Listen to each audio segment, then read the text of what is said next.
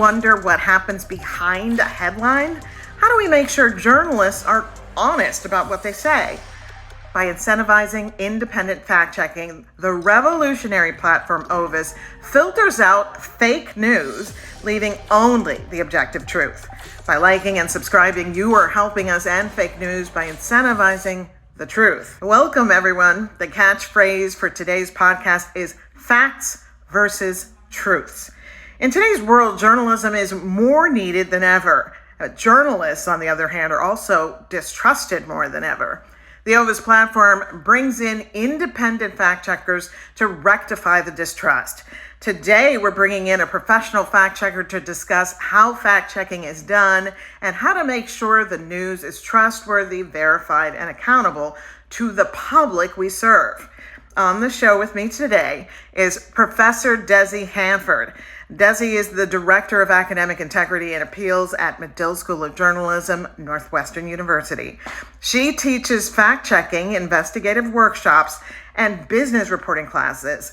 She has also worked as an equities reporter for Dow Jones for more than 10 years outside of Medill. We also have OVIS founder, Linton Johnson. Linton is a longtime journalist and communications executive.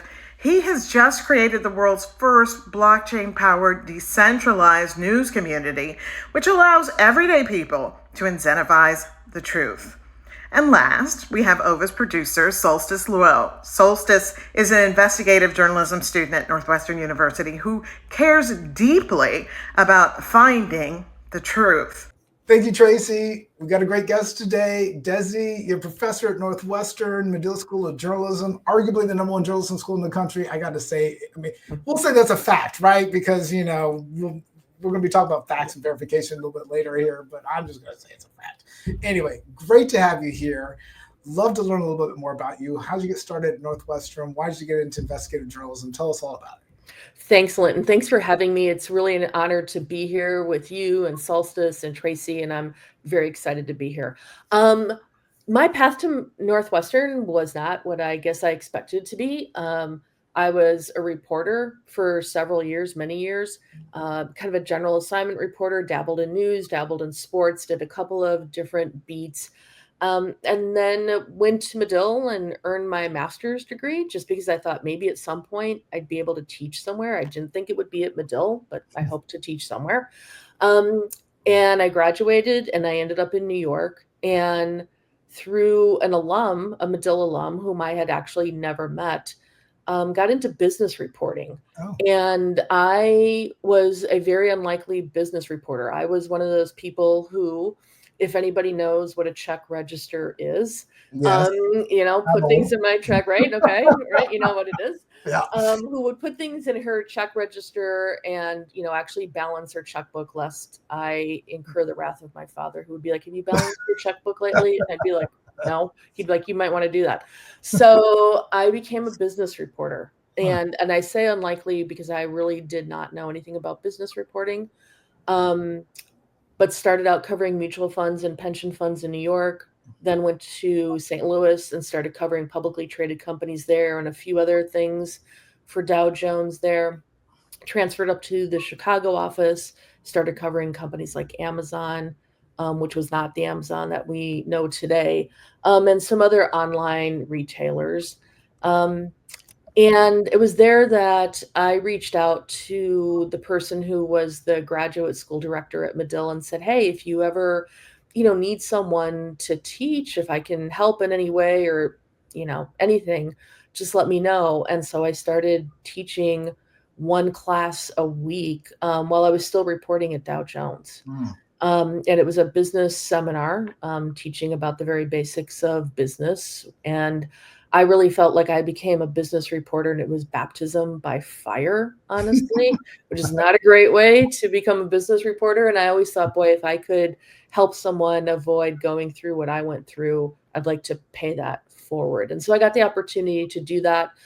I did that for a few years while I was still at Dow Jones, and an opening came at Medill, and I was fortunate to get it. And I started teaching a number of different types of classes, business reporting, kind of the first reporting classes that undergrads and grads take, And then also I got started doing some investigative reporting courses as well. And I will have to say that I think teaching those investigative reporting courses made me both a better instructor and also ultimately probably a better journalist overall. So our topic today is truth is squishy, facts are not. That's very true. That is very true. Yeah. That is very true. So you and I crossed paths, although we didn't know it, in St. Louis, because I used to be a reporter there at KSDK TV. Yep. And you were at the Dow Jones, just down the street. I mean, my goodness, we probably had lunch in the same place and didn't even realize it. Exactly. But anyway, good to see you now. And I do have a story about how I met my husband. Speaking about truth is squishy and facts are not. So I love to tell this story to kind of help people understand why truth is squishy. Because there's kind of three types of truth. There's your personal truth, there's political truth, and there's objective truth. And so the story I tell is about how I met my husband. We met at a bar back in the 90s. And we didn't have the internet and all that stuff. I mean, we did, but not to the extent that we had now. So the bar had, in the middle was the dance floor, and on the outside was where you kind of circled the dance floor looking for, as we like to joke, looking for your prey. We're like sharks circling, looking. But anyway, I was circling, and my husband kept, who's now my husband at the time, I didn't know who he was, and he kept looking at me and just staring me down, like staring me down. Every time I walk past, I get those eyes, right, staring me down. And so finally, after maybe the 6th or 7th lap, I stopped and I said hello. So we all agree on the facts, but the question is, Desi and Solstice, who picked up whom? Solstice. So what's the truth, I guess? Like, who picked up whom? Solstice? So I'm going to ask you first. Oh my gosh. Do I have to make a Don't judge? pick the wrong answer now. No, I'm gonna pause that question to Desi because I don't know. Oh, she's bouncing the question. Oh, wow. Wow. Wow. So say what you feel, because I don't take any offense to anyone. 75% go with the answer I think you probably will go with, and 25% go with the others. So just tell me what you think. Interesting. I think it was you. I think you did the picking up because you made the approach. Okay. All right. Solstice, what do you think? It's really hard to say. I don't think I have enough facts. Oh, those are all the facts. What else do you need? What are your motivations? What are you thinking? Like at the time, I don't know. All right. Well, about 75% say that Desi, agree with Desi, is that I picked up Jeff, my husband. And I guess it's because I made the first move. I quote unquote made the first move by talking to him. And I always reply with, well, he picked me up because facial communication is nonverbal communication is still communication. That's what my answer is. So he picked me up with his eyes, and then I said something. It doesn't really matter. I think the point of this, though, is that if that is my truth, that is a personal truth, but it's not the same as Desi's truth, right? And so I think that, we got to really identify what facts are versus what truth is. And there's objective truth. That is the truth that is true no matter what. I don't care who you are, what, if you're dead and the next generation comes along, it's still a fact. The sun is hot. That will always be a truth. I mean, there are certain things that are objectively true. And then there's political truth. We all can understand that because we believe whatever we believe politically. And we're kind of a lot of us are just die hard. That's what it is. And then there's personal truth. And, my personal truth is that he picked me up. So there you go. That's what you're sticking with. That's what you're going I'm sticking with, doggone it. So, but anyway, so I wanted to kind of get your thoughts on that, Desi. What do you think about personal truth and those kind of three types of truths? No, I think you raise a really good point. I mean, facts are facts, but truth can be a little squishy, right? I mean, it really can. It can vary among stakeholders, and it kind of can evolve over time as maybe more details are gathered. And so what is truth? What is truth versus fact? And I think sometimes while facts don't change, the truth can, right? Solstice, you were saying, I need more facts, Yeah, right? I just feel like truth are more like interpretations of facts. And I think truth are fair interpretations of facts. And to be fair, I think there are just like as many facts as I can gather. So for example, in this case, I want to know about like your motivations. Oh, And you like want to know about my motivations? Well, I mean, I'm at a bar. What do you think my motivations were? stuff like that. Yeah. Also, like facial communications can be like he can mean one thing, and you can interpret it as other things. Okay. So yeah. Okay. Well, this is why I like you, Solstice, because you're really digging in like an investigative reporter. You must have taken Desi's classes. I was presuming she's like, all right. So I do have some questions for you, Desi. So tell me, how do you start to dig at getting information? Most people just take what they see and they accept it, right? Right. But as what Ronald Reagan once said, trust but verify. Like, how do you do that verification? How do you teach people to do that? Yeah, boy, that's a good question. I think it starts with, doing your research in advance, right? So, when I talk with students about identifying, either misinformation or maybe well-disguised forms of misinformation, or let's just say fact-checking period. I think the best place to start is research. So what research did you do in advance about the person you're interviewing and about the topic that you're discussing with that person, right? So, what has that person said previously about this topic? What actions have they taken previously surrounding this topic? And does anything they're telling you now contradict what they've said in the past or actions they've taken in the past? And I think this is important because oftentimes when we talk to people, and I'm thinking more about people who are used to dealing with the media as opposed to people who don't regularly talk to the media, but we may find ourselves as reporters not getting a second chance to ask someone directly why this contradiction exists, right? So why are you saying you said this now, but you didn't say this before? In fact, you said this before. So can you walk me through why you've changed, why you've changed your mind? What was going on? Maybe there were like new facts introduced, and so therefore that's why they changed their mind. Kind of like when Solstice was thinking, "I need more facts here." Right. Exactly. Yeah. Exactly. Right. Or data. Data is another thing, right? So what does the data say? And has there been new data that has come out since you said or did something previously that makes you rethink what you said or what you did before? I think those, that's important. And I think it's important too to keep in mind that a source isn't always necessarily conveying incorrect information on purpose, right? Sometimes they don't know the correct information or like what they were basing their thinking on or their actions on. They don't know that what they base that on has changed, right? Data, studies, whatever the case may be, more facts, as you said, have come to light. And also sometimes they simply confuse information. Maybe they're thinking of one thing when it's actually another thing that, a reporter is asking them.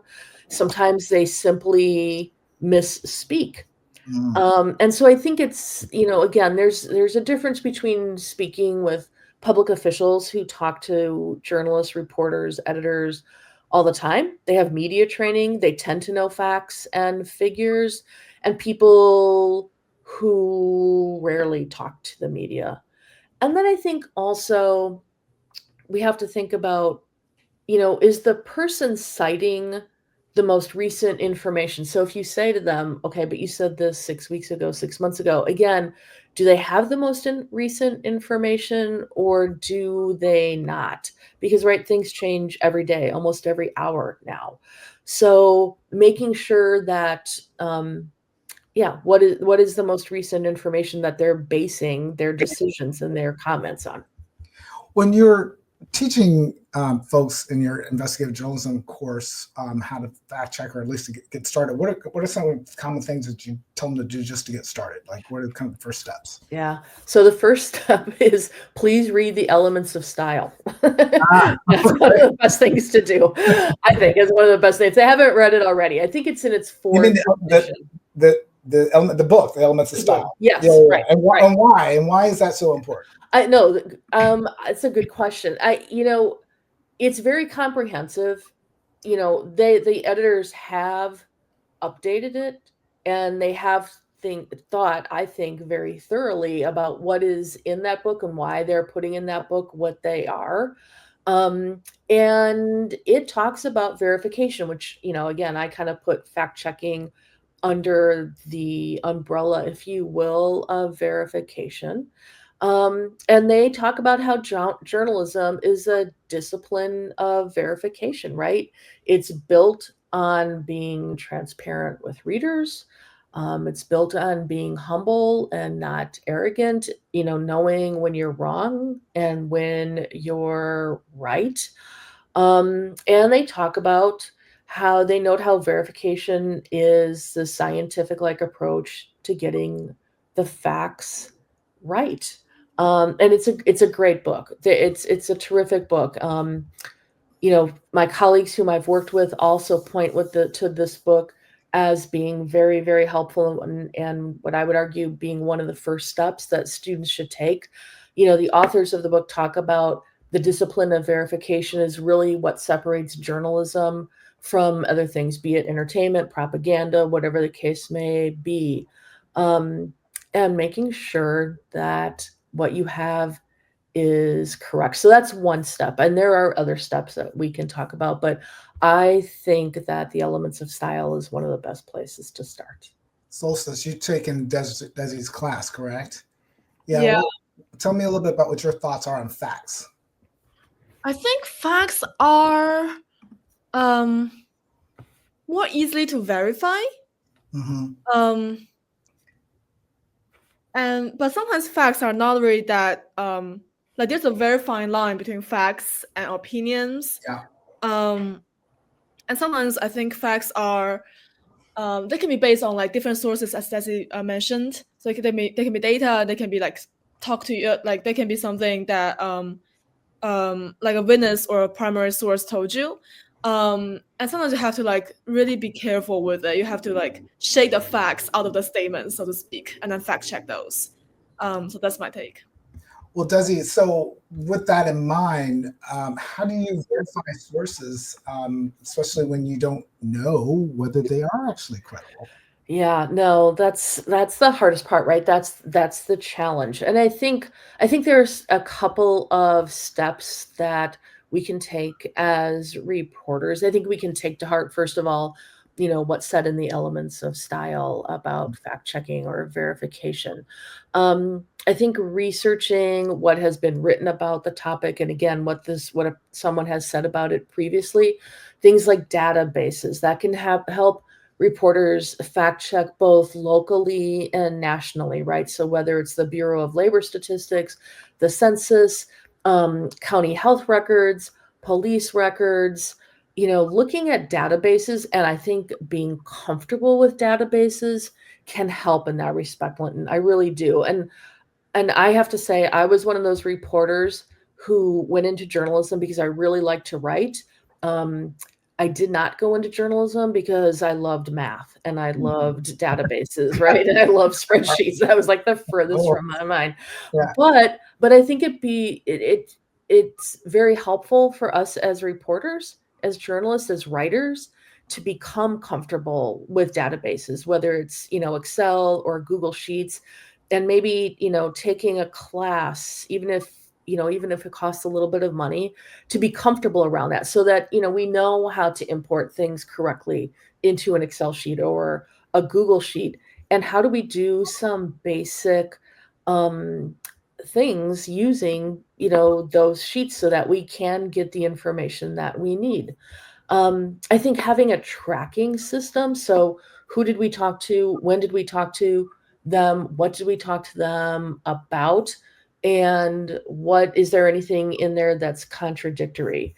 So, taking a look at that and then just reporting with verification values in mind. So using primary sources versus secondary sources and understanding what the difference is between the two, because knowing that is really important, right? So is it a live interview versus something that was taped, right? Is something, for example, is a TV station carrying something live versus showing something that was recorded, using someone's diary, right? Versus using a website, even if it's a news website, right? Newspapers, broadcast news, we're all secondary sources.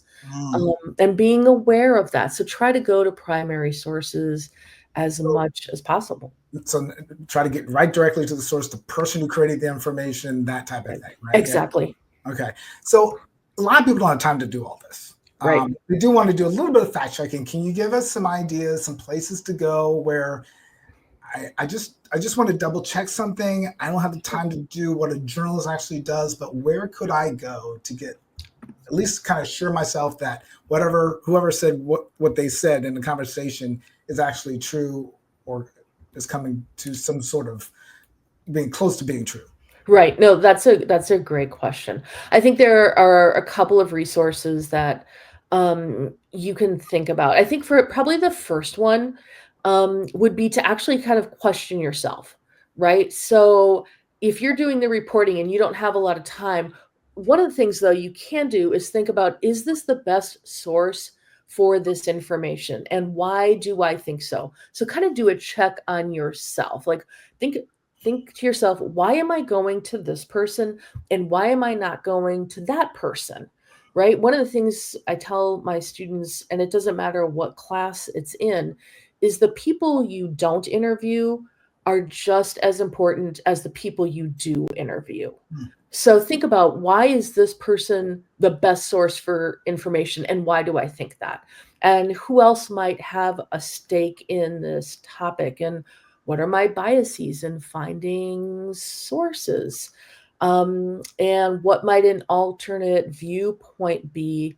And who might have that alternate viewpoint?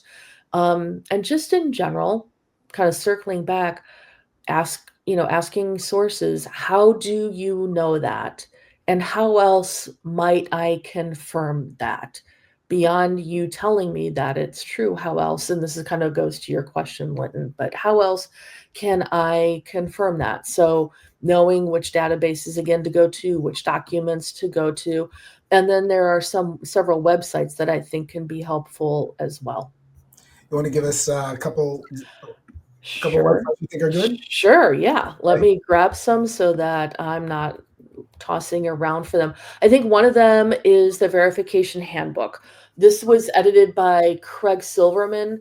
It really focuses on verifying digital content in emergency coverage. So think like hurricanes, for example, or wildfires. So how do you know that what you've been told, what you see is actually facts? So that would be one place I think is very helpful, is the Verification Handbook. Similarly, there's a second Verification Handbook. It's got a little more specific of a name. It's Verification Handbook for Disinformation and Media Manipulation, also edited by Craig Silverman. And the book helps journalists learn how to investigate social media accounts, deep fakes, bots, and so much more. And so I think that's a good book to have, because I think if you look at that book, you can go into the table of contents and just get something fast about, okay, if I need to check on this, how do I know that this is correct? I think many of us probably remember seeing that shark swimming up the street after a hurricane several years ago. Yeah. In case that wasn't the shark, right? Turns out not so much, right? So it doesn't take too long to figure out that. And similarly, there's a website that I'll plug called Tineye, Tineye, that does a reverse search. That is also very helpful for things like of that nature. I think many reporters are familiar with Snopes. Snopes is a terrific website. PolitiFact is a great website, even if it's just for looking at the pants on fire illustration. It's a great website. No, it's a very good website. Fact Check is a good website. Follow the Money is a great website, and those don't take all that long. Even if you're on deadline, right? It doesn't matter, right? We always say this in journalism. It doesn't matter if you're first, if you're wrong. Yeah. Right. I'd rather be second and right than first and wrong. Yeah. Exactly. So sometimes it means taking maybe more time than we want to actually verify that the information that we have is correct. But really, I mean, our credibility, and we see this all the time, is on the line. Both our credibility, our outlet's credibility, and then the industry at large. I often say to my students, probably too much, just to remind them that when there's an error in a story, it doesn't matter what kind of story it is. Most people don't look and see which reporter made the error or which editor made the error, right? They kind of lump us all together and say, there's that journalism, right, as a field, making an error, making a mistake. They're not singling out, Desi Hanford at such and such publication, or, any other, or a TV outlet or a radio station. They just put us all together. And the more we get dinged, the harder it is for our credibility to stay strong. And this is where verification and fact checking comes in. All right. So, Desi, are you still giving out the Medill F? Yeah, not so much in investigative, I have to say, because for a lot of reasons. But yeah, in the very first journalism classes that students take, that Medill F does exist. Yeah. For this reason. We talk about what the Medill F is. Yeah. So, if I recall, I remember getting my Medill F, my first one. I can't actually remember what it was for, but it's like you get anything wrong, no matter how small. Yeah, right. How small is an F? What's the reasoning behind that? The reasoning, that's a great question, Linton. Thank you for asking that. The reasoning for it is that accuracy is important. Facts are important. Our existence as journalists is based on facts, is based on credibility, is based on us saying if we're wrong, admitting that we're wrong and correcting ourselves.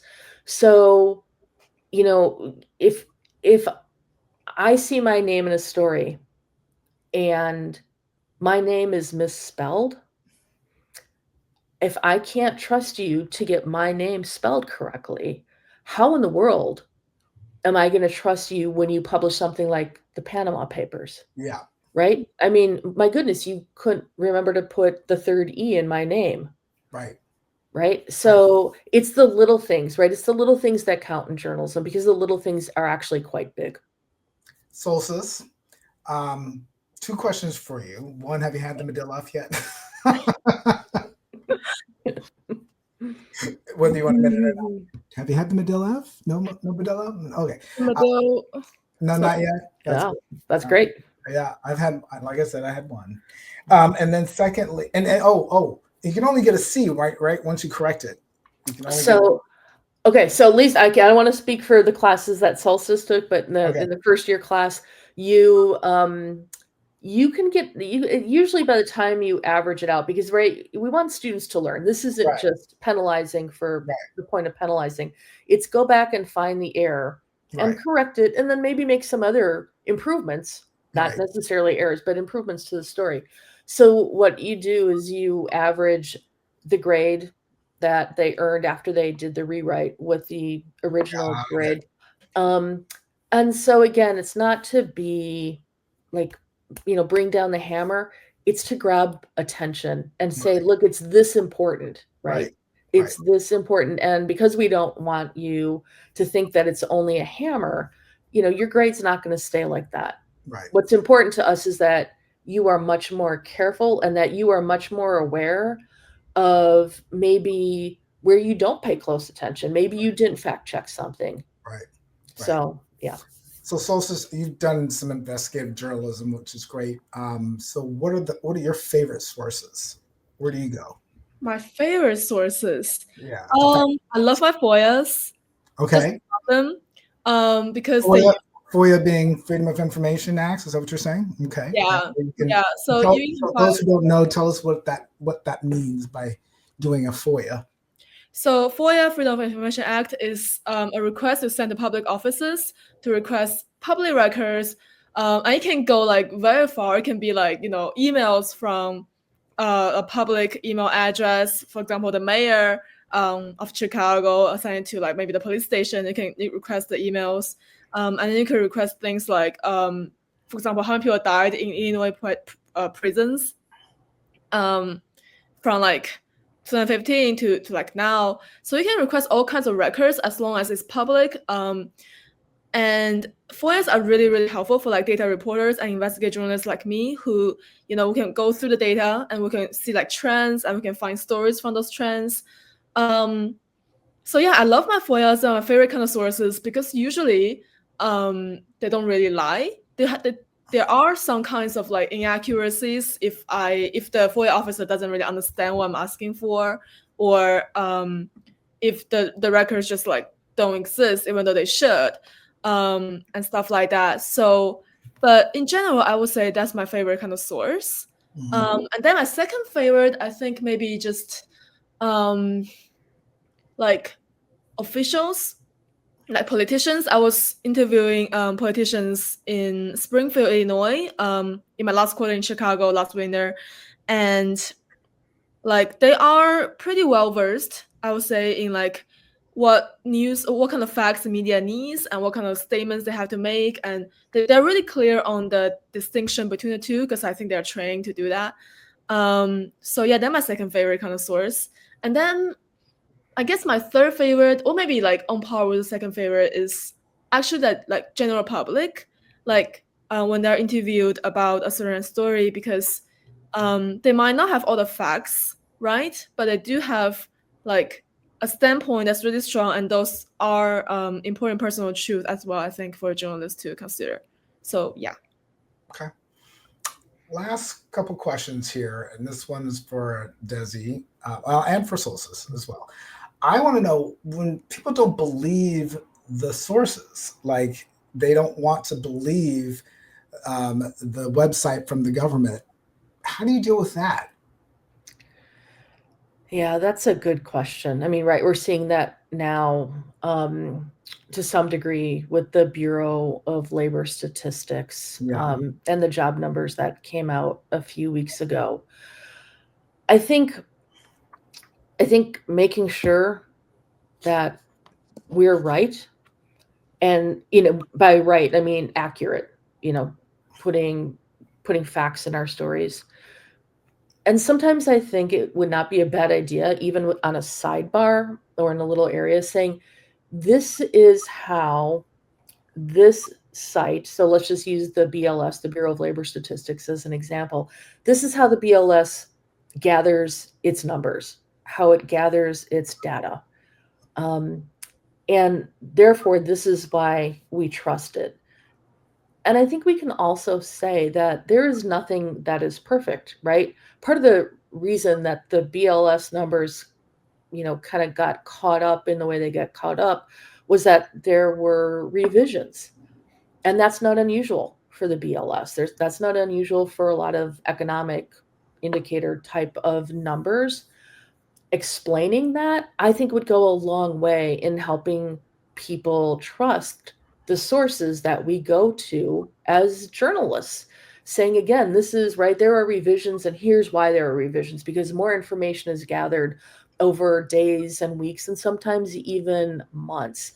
So I think sometimes we need to do a better job of helping people understand Not that people aren't smart enough to understand, but sometimes we take for granted that people know what we know, but they don't, right? We're the ones who are in the weeds. We're the ones who are doing this day in and day out.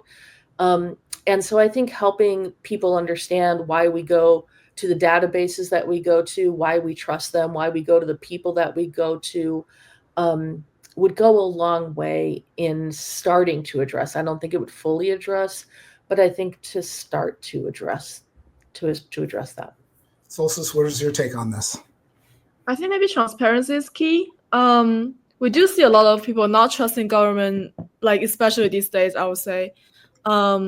So I guess it would be more trustworthy if the government or whatever body that the public is questioning to like release how they source, release how they get their facts. Just as Desi mentioned before, ask the source how do they know that. So if their source can just answer for them, how do they do that? Maybe that would be more, trustworthy. Well, one of the things that OVIS plans on doing is making sure that all of our fact checkers, everyone knows. As part of the OVIS mission, it's to make sure we have complete transparency. So I think one of the biggest issues I have, and I've heard a lot of people have with fact checkers, they have no idea who these fact checkers are, these faceless fact checkers, right? So we want at OVIS to make sure that all of our fact checkers are trustworthy, verified, and accountable. And so part of the OVIS system and our mission of incentivizing truth telling is also incentivizing the transparency process. And I think that's what will help build our credibility. How did the fact checker get to the conclusion that they got to? Who is that person? And that person now has to be held accountable, will stand by their work, because they're being incentivized to make sure that the information that they fact checked is trustworthy, verified, and accountable. So that's one of our missions. And then the other mission is we want to train as many people to become fact checkers as possible. And we're going to be putting out a course here soon, a fact checking course. And part of the OVIS Foundation's mission is to try to make as many people in the world a fact checker as possible. We want to, if you can't afford to do it yourself, because I know, as you had mentioned a little bit earlier, sometimes buying an Excel course or something like that might be out of your budget. We want to be able to help fund that. So if you're interested in helping the world become a more trustworthy, verified, and accountable place, please make a donation of at least $5 or more at the ovisfoundation.org, because this will go a long ways to help us get launched, as well as to help others become fact checkers in a world where truth is squishy and facts are not. So we want to make sure that facts are not. Any final words, Desi, that you want to part with everybody? Yeah, I think thanks for this opportunity again to talk with the two of you about this. I just want to say yes for transparency, right? Transparency, I think, will also go a long way in helping gain that trust and build that trust, and also humility, right? So when we're wrong, let's say we're wrong. When we don't know, let's say we don't know, right? We don't have to know, nor should we know everything. So I'm with you on transparency. And I always say, pack a large dose of humility when you go into journalism, because, right? Because we're all human. We are all human. So, yeah.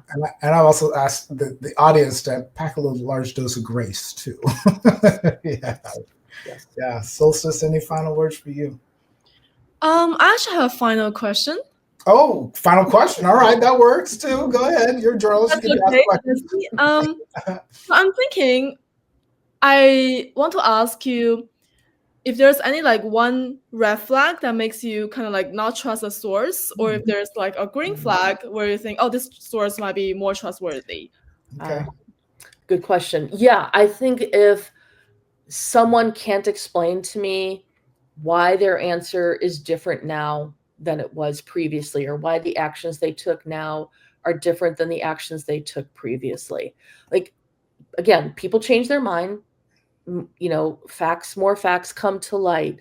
But if you can't explain to me why you've shifted 45 degrees, 90 degrees, maybe even 180 degrees, then that makes me wonder, are you hiding something from me? Do you not want me to know something? Maybe that's not the case. but it does raise a red flag with me, because I think when you ask someone and they say, here's my answer to that, and you say, well, that's a different answer than what you gave me or gave someone else previously. Why is that? And then they could say, well, this is what I saw. I observed this, or I talked to this person, or this event happened, something that they can explain. But when they say, yeah, or they don't really give an answer, right? Which we run into as journalists, the answer, non-answer, or the non-answer answer. That to me, then it makes me think, it makes me think on a couple of angles. One is, again, is this person, do they have an ulterior motive, a different motive than what I think they do? It makes me wonder why I went to this person too, kind of going back to our earlier conversation, like, why did I ask this person and not that person? Yeah. So it makes me question their motive, and it also makes me question myself sometimes as to why I went to this person, and did I think this person would kind of change their tune with me, if that makes sense. That makes sense. Thank you so much.